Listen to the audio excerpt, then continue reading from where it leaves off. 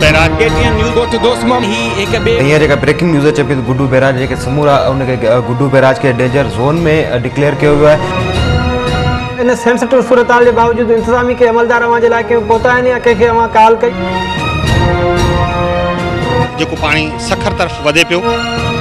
KTN news पारां पहिरियों ख़बर नशर थी तो ही सिमण शुरू थी विया। सखर बैराज भी इन वक्त शदीद दबाव हेठि आहे।